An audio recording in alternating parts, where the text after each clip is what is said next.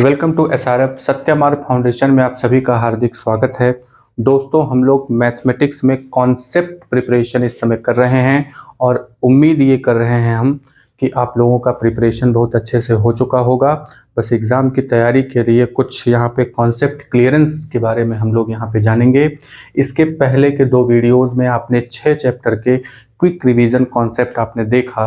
आज हम लोग चैप्टर 7 जो आपका कोऑर्डिनेट ज्योमेट्री है इसके बारे में बात करते हैं। तो कोऑर्डिनेट ज्योमेट्री, ठीक है। तो कोऑर्डिनेट ज्योमेट्री के क्विक कॉन्सेप्ट के बारे में बात करते हैं। तो कोऑर्डिनेट ज्योमेट्री में सबसे पहले हम यहाँ पे कोऑर्डिनेट के बारे में बात करेंगे। तो ये कोऑर्डिनेट होता क्या है, जैसे किसी पॉइंट के बारे में अगर हमें डिसाइड करना है तो कुछ इस तरीके से पॉइंट के बारे में, जैसे यहाँ पे एक पॉइंट है तो हमें बताना है कि ये कितनी दूरी पर है, कहाँ पे है। तो इसके बारे में बात करने के लिए हम यहाँ पे 2 एक्सिस लेते हैं। इसको एक्स एक्सिस कहा जाता है, यहाँ पे वाई एक्सिस होता है, ठीक है। तो y से जो परपेंडिकुलर डिस्टेंस यहाँ पे आप देख रहे हैं इसको एक नाम दिया जाता है, इसका नाम है एब्सिसा, ठीक है। और x से जो परपेंडिकुलर डिस्टेंस दिया जाता है इसको हम लोग कहते हैं ऑर्डिनेट। क्या कहेंगे? ऑर्डिनेट। और इसको कहते हैं एब्सिसा। तो 2 चीजें यहाँ पे निकल के आती हैं। तो एग्जाम में आपसे पूछा जाता है कि एब्सिसा और ऑर्डिनेट के बारे में बताइए। तो एब्सिसा y से परपेंडिकुलर डिस्टेंस है और ऑर्डिनेट जो होता है वो x से परपेंडिकुलर डिस्टेंस होता है, ठीक है। तो यहाँ पे जहाँ से ये कहानी शुरू होती है इसको ओरिजिन बोला जाता है, ओरिजिन, ठीक है, यानी कि शुरुआत। तो शुरुआत यहीं से होता है, इसको ओरिजिन बोलेंगे। तो इसका जो कोऑर्डिनेट है ना, तो ये x पर है ना तो y पर है, तो इसका कोऑर्डिनेट जो होता है वो होता है 0 0। अब यहाँ पे मान लीजिए कि ये 3 है और ये 5 है, अगर इस तरीके से, तो यहाँ पे इसका जो कोऑर्डिनेट है वो x और y होगा। तो x और y की जगह पे आप यहाँ पे 3 x की वैल्यू, यानी x पर जो है वो 3 है और 5 यहाँ पे ऊपर की तरफ है। तो यहाँ पे ऑर्डिनेट 5 है और एब्सिसा जो है वो 3 है। तो कुछ इस तरीके से वैल्यूज यहाँ पे पूछे जाते हैं। तो ये आप 1 नंबर का पूछा जाएगा तो ये आप आसानी से बता सकते हैं, ठीक है। तो किसी भी पॉइंट को आप जब कोऑर्डिनेट करते हैं, किसी भी पॉइंट को जब आप बताने की कोशिश करते हैं कि वो किस जगह पर है, तो एक आपको यहाँ पे रेफरेंस लेना पड़ता है, एक यहाँ पे आपको पॉइंट ऐसा लेना पड़ता है जहाँ से कहानी को आप शुरू कर सकें। तो वो स्टोरी यहाँ से स्टार्ट होती है जिसको हम लोग ओरिजिन कहते हैं, ठीक है। तो ये 2 चीज़ें हो गई। अब इसमें 2 बातें निकल के आती हैं। एक होता है कि अगर मान लीजिए कि इस तरीके से है तो यहाँ पे अगर आपसे पूछा जाए डिस्टेंस, ठीक है, तो 2 चीज़ें पूछी जाती हैं। एक है डिस्टेंस, तो डिस्टेंस जो होता है वो डिस्टेंस फार्मूला से निकाल के लेके आते हैं। दूसरे नंबर पे है सेक्शन, ठीक है। इसका कॉन्सेप्ट यही है कि 2 तरह के क्वेश्चन आपसे पूछे जा सकते हैं। एक है डिस्टेंस जो कि डिस्टेंस फार्मूला से निकलेगा और एक है सेक्शन, यानी कि सेक्शन वाले फार्मूला से उसको हम लोग निकालेंगे। तो डिस्टेंस में जैसे एक पॉइंट यहाँ पे है, एक पॉइंट यहाँ पे है, तो इनके बीच में जो डिस्टेंस है वो कितना होगा। तो मान लीजिए कि पहले पॉइंट का जो कोऑर्डिनेट है वो x1 y1 है, दूसरे पॉइंट का कोऑर्डिनेट x2 y2 है, ठीक है। तो डिस्टेंस फार्मूला यहाँ पे हम लोग लगाते हैं। डिस्टेंस फार्मूला कितना हो जाएगा? डिस्टेंस फार्मूला से ही ये निकलेगा।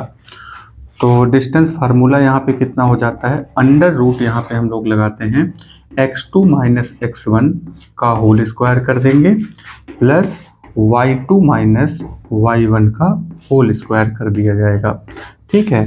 तो ये डिस्टेंस फार्मूला है। तो x2 यहाँ पे कहाँ है?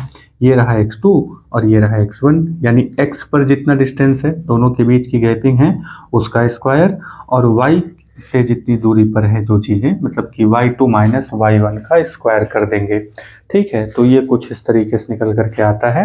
अब सपोज दैट कि यहाँ पे कोई इस तरीके से डिजाइन बना हुआ है और यहाँ ओरिजिन जो है वो 0 0 है, ठीक, और यहाँ पे कोई पॉइंट है। तो ओरिजिन से, यानी कि मूल बिंदु से, ओरिजिन से कोई पॉइंट कितने डिस्टेंस पर है ये पता लगाने के लिए सपोज दैट कि यहाँ पे x1 और y1 इस पॉइंट का कोऑर्डिनेट इतना है, ठीक है। तो अगर हम यहाँ पे पहला वाला अगर हम देखें तो ये बिल्कुल 0 0 आ जाता है। तो इसका मतलब ये हुआ कि ओरिजिन से अगर आप डिस्टेंस देख रहे हैं तो यहाँ पे एक तो 0 ही हो जाएगा। तो आप सीधे सीधे खाली एक चीज़ मान करके चलिए कि x1 का स्क्वायर हो जाएगा माइनस y1 का स्क्वायर, या यूँ कहिए कि x माइनस मतलब x square minus y square under root में। तो ये ओरिजिन से अगर डिस्टेंस आप निकालते हैं तो इतना निकल करके आता है। ठीक है। तो डिस्टेंस की बात यहाँ पे थी कि दो पॉइंट के बीच में कितना डिस्टेंस है। तो फिर से देख लेते हैं, दो पॉइंट के बीच में डिस्टेंस निकालना है तो एक पॉइंट का कोऑर्डिनेट आप x1 y1 मान लीजिए, दूसरे पॉइंट का कोऑर्डिनेट x2 y2 मान लेते हैं। तो x1 y1 और x2 y2 जब इसको माना जाता है और इनके बीच का जब डिस्टेंस निकाला जाता है तो कुछ इस तरीके से डिस्टेंस फार्मूला से आप निकाल सकते हैं। ठीक है। अब ये जो डिस्टेंस फार्मूला है आपको कोऑर्डिनेट ज्योमेट्री में जैसे लॉन्ग आंसर टाइप क्वेश्चन आपसे पूछा जाता है तो कुछ इस तरीके से पूछा जाएगा।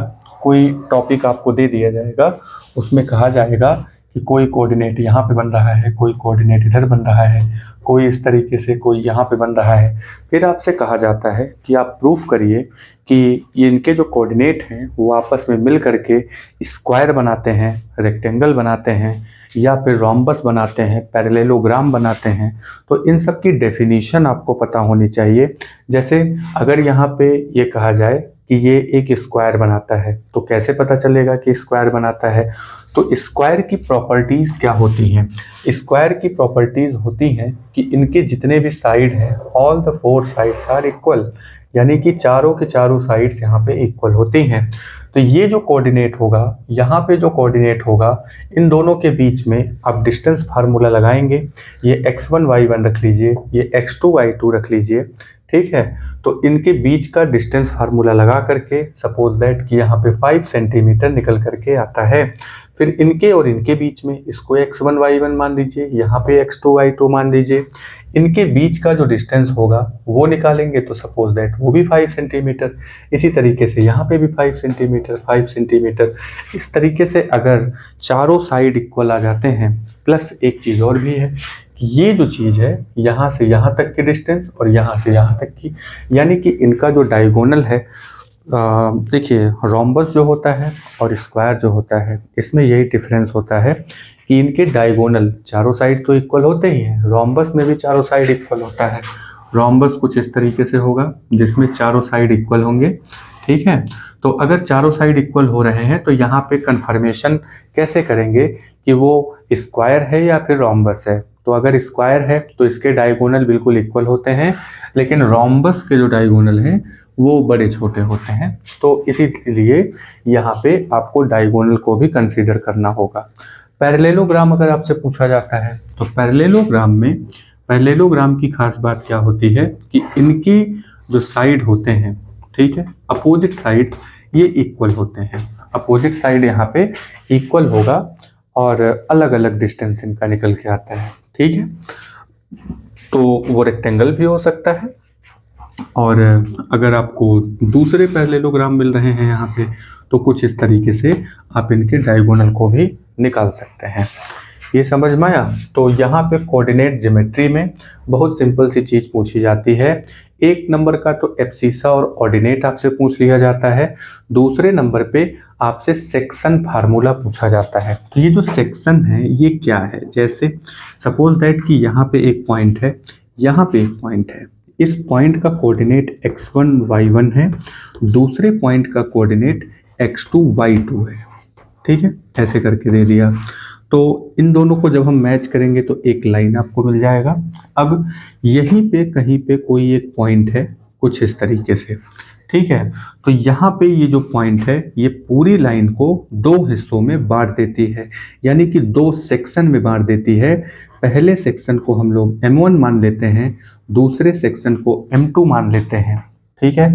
यहाँ से आपको ये जो पॉइंट है इसका कोऑर्डिनेट निकालना है। तो सपोज दैट कि इसका कोऑर्डिनेट x और y है।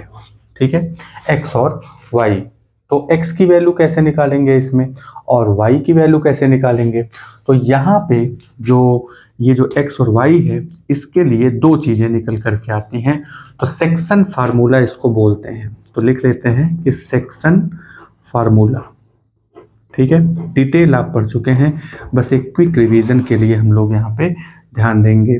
तो सेक्शन फार्मूला में M1x2 plus M2x1 by M1 plus M2, ठीक है, ये हो गया x की वैल्यू।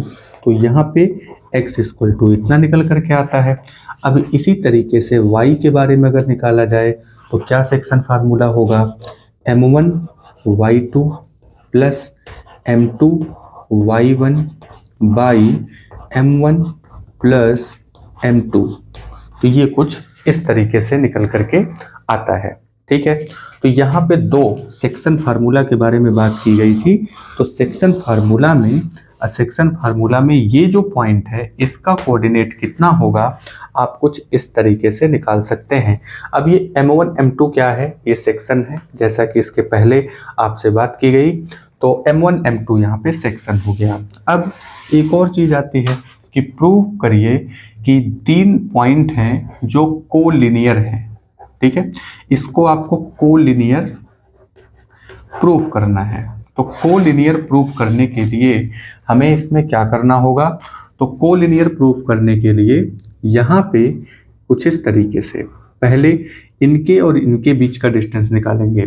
ठीक है, ये ए बी सी अगर हम मान लें तो ए से लेकर के बी यानी कि ए बी के बीच में जो डिस्टेंस होगा, फिर बी से लेकर के सी बी सी के बीच में जो डिस्टेंस होगा, ये किसके बराबर हो जाएगा, इन दोनों को प्लस करेंगे तो ये किसके बराबर हो जाएगा, ये ए बी के बराबर हो जाएगा। तो सबसे पहले हम क्या करेंगे, ए से लेकर के बी तक के बीच में डिस्टेंस फार्मूला का यूज करके यहाँ पे हम डिस्टेंस निकालेंगे। फिर बी से सी के बीच का डिस्टेंस निकालेंगे, फिर ए से सी के बीच का डिस्टेंस निकालेंगे।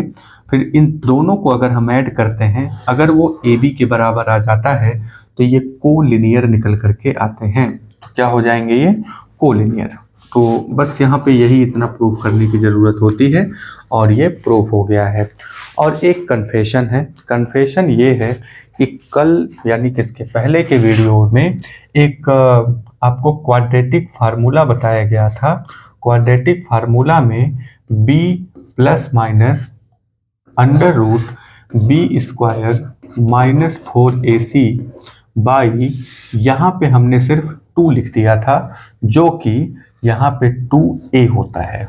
ठीक है, तो आप इसको अगर कंटिन्यू करते हैं तो ये ध्यान रखिएगा कि जो पिछले कॉन्सेप्ट में बात की गई थी, जल्दबाजी में यहाँ पे सिर्फ 2 लिख दिया था हमने, यहाँ पे 2a होना चाहिए, उसके लिए सॉरी फॉर दैट। ठीक है, तो यहाँ पे कोऑर्डिनेट ज्योमेट्री के बारे में इतनी बातें हैं, बस इतने में से ही आपसे क्वेश्चन पूछा जाता है। इतना क्वेश्चन आपसे पूछ लिया गया, डिस्टेंस फार्मूला आप लगाइए, इसके बाद सेक्शन फार्मूला लगाइए।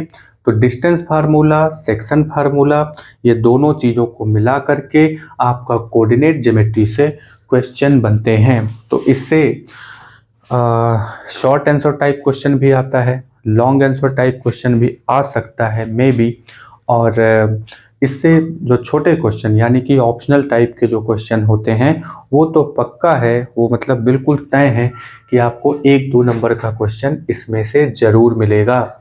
ठीक है, तो बिल्कुल ये कॉन्सेप्ट ध्यान में रखिए, ज़्यादा कुछ नहीं करना है, बस आपको 2 पॉइंट के बीच में डिस्टेंस फार्मूला लगा करके डिस्टेंस निकाल लेना है।